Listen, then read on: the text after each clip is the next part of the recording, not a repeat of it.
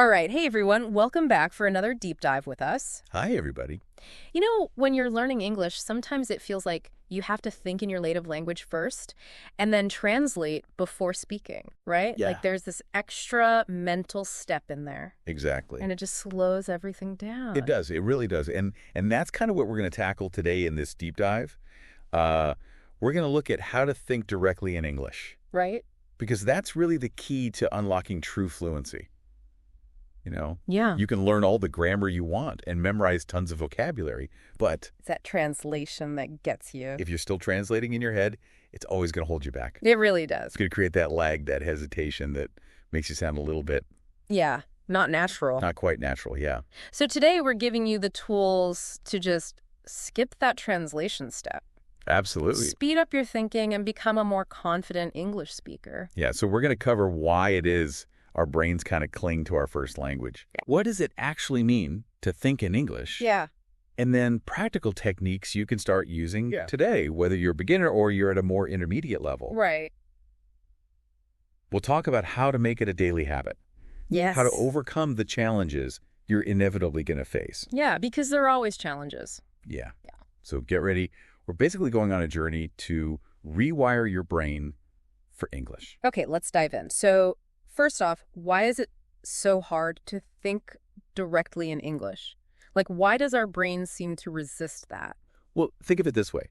Your brain is all about efficiency, right? Yeah. And it creates these neural pathways for things you do all the time, like Okay. thinking in your native language. Right.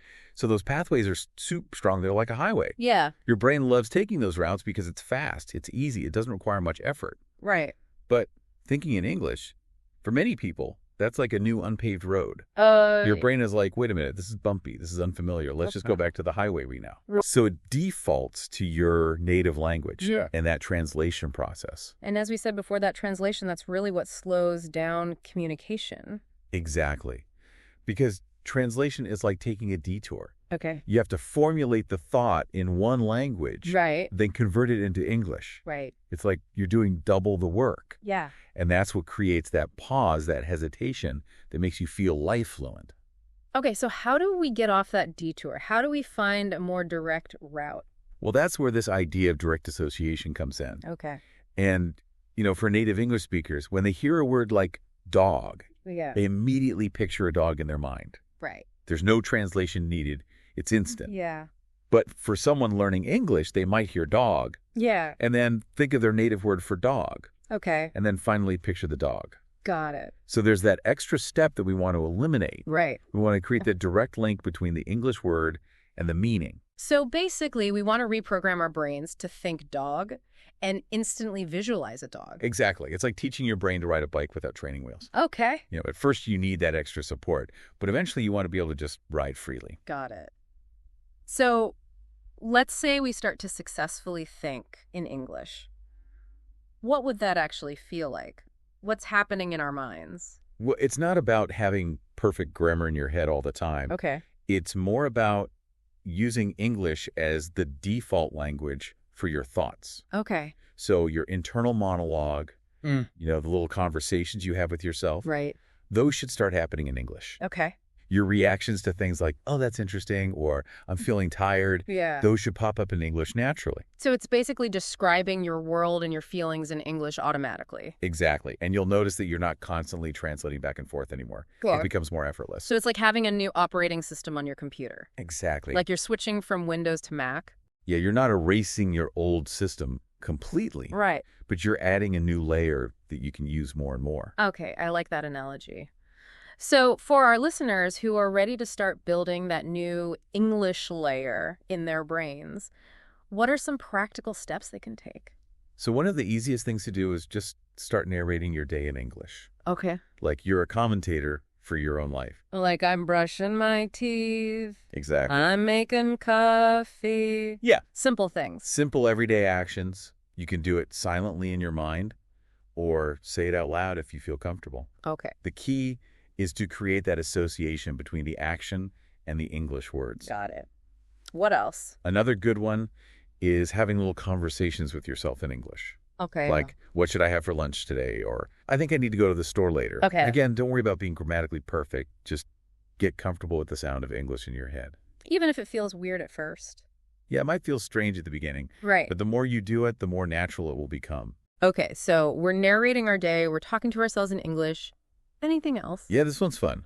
Try labeling things in your house in English. Okay. Like put a sticky note on your desk that says desk. Okay. On your chair that says chair. Yeah. It sounds silly. It does. But it helps your brain create that direct connection between the object and the word. So basically, we're immersing ourselves in English even in our own homes. Exactly. And you know what else you can do? What? Change the language settings on your phone to English. Oh, that's a good one. It's a subtle change, but you'll be interacting with English more throughout your day. Right. Reading notifications, browsing menus, it all helps. Oh, okay, those are some great tips for beginners. But what about that pesky habit of translating in our heads? How do we stop doing that? So this is where it gets a little more challenging. Okay. But the key is to force yourself to think in English, even when you don't know the exact word. Okay. So let's say you're trying to say, I need an umbrella, but you can't remember the word umbrella. Yeah. Instead of immediately switching to your native language, Right. try describing the umbrella in English. Okay. Like, I need that thing you use when it's raining to keep you dry. Yeah. It might sound a bit awkward. Yeah. But you're staying in the English zone. Okay. And you're training your brain to find workarounds. Got it. So we're basically becoming English MacGyvers. Exactly. You're using your resourcefulness to communicate. I like it. What else can we do? Visual association is super helpful. Okay. When you learn a new word, create a picture in your mind that represents that word. Okay. So if you learn the word joyful, Yeah. imagine a specific memory that makes you feel joyful. Okay. Or picture someone with a big smile on their face. Right. That way you're connecting the word directly to a feeling or an image. So we're bypassing that translation step by creating a visual shortcut. Exactly. Okay, I like that. And you mentioned emotions earlier. How does thinking in English about our emotions help?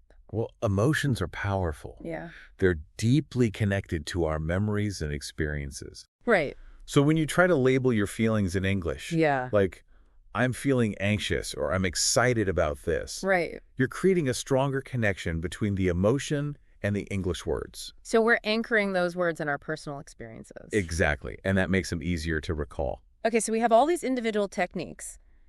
How do we make this a consistent practice? Well, creating a routine is essential. Okay.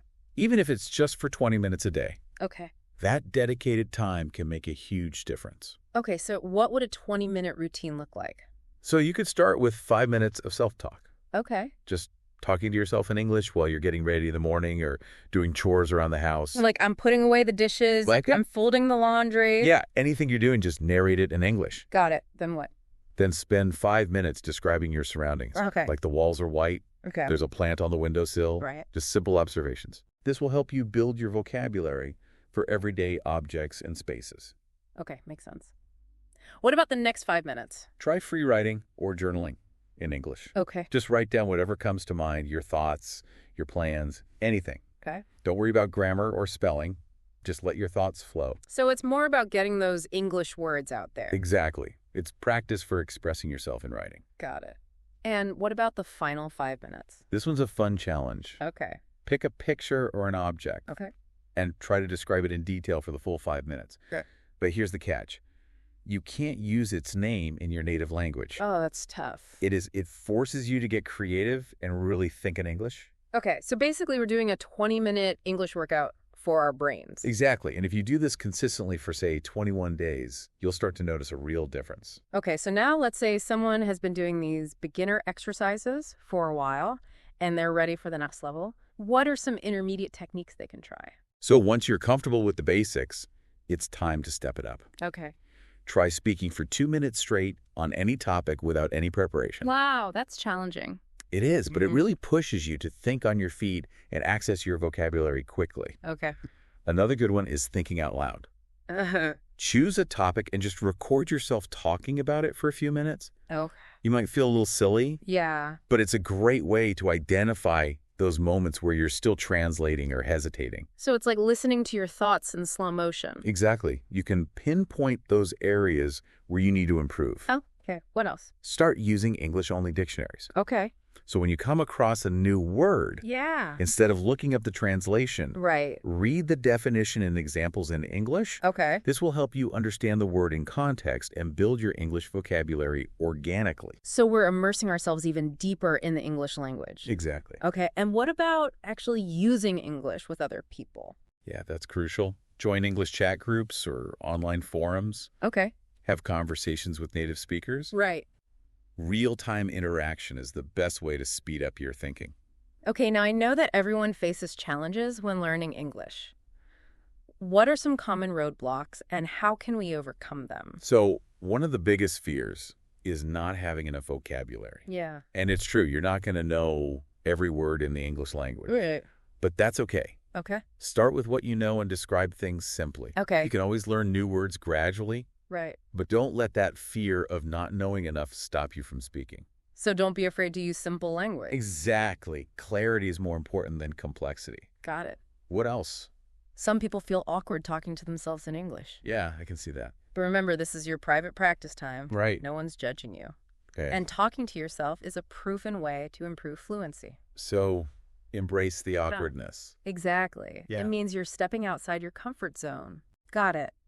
And what about making grammar mistakes?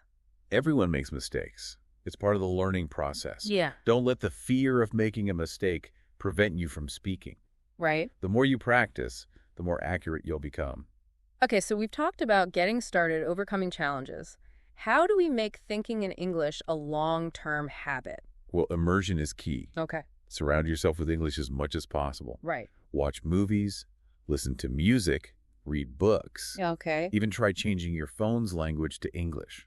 We talked about that. Yeah, it's a small change, but it makes a big difference. Okay. And here's another tip. Think in English before you go to sleep and when you first wake up. Oh, interesting. Yeah, those moments when your mind is relaxed are great for absorbing new information. Okay, so we're sneaking in some extra practice. Exactly. And don't forget to celebrate your progress. Yeah. Every time you catch yourself thinking in English, give yourself a pat on the back. Okay. It's all about positive reinforcement. And remember, learning a language should be fun. So be curious. Explore different aspects of English. It's a journey, not a race. Well said. So as we wrap up this deep dive, it's clear that thinking in English is not a magic trick. It's not. It's a skill that you develop over time. Yeah. With consistent practice and the right techniques, anyone can rewire their brain for English. Absolutely. So thank you so much for sharing your expertise on this fascinating topic. It's been my pleasure. And to our listeners, we hope this deep dive has given you some practical tools to start thinking in English today. Yes, remember, the more you think in English, the less you'll need to translate. Exactly. And that's when you'll experience a huge leap in your fluency. For sure. So as you go about your day, think about those specific situations where you can start applying these techniques. Yeah. Maybe it's during your daily commute or while you're cooking dinner. It could be anything. The key is to make it a conscious effort and be patient with yourself. Exactly. Rome wasn't built in a day. And fluency in English won't happen overnight either. But with dedication and persistence, you can absolutely achieve it. Well said. Thanks again for joining us. Thank you. And to our listeners, until next time, keep practicing, keep exploring, and keep thinking in English. Bye, everyone. Bye.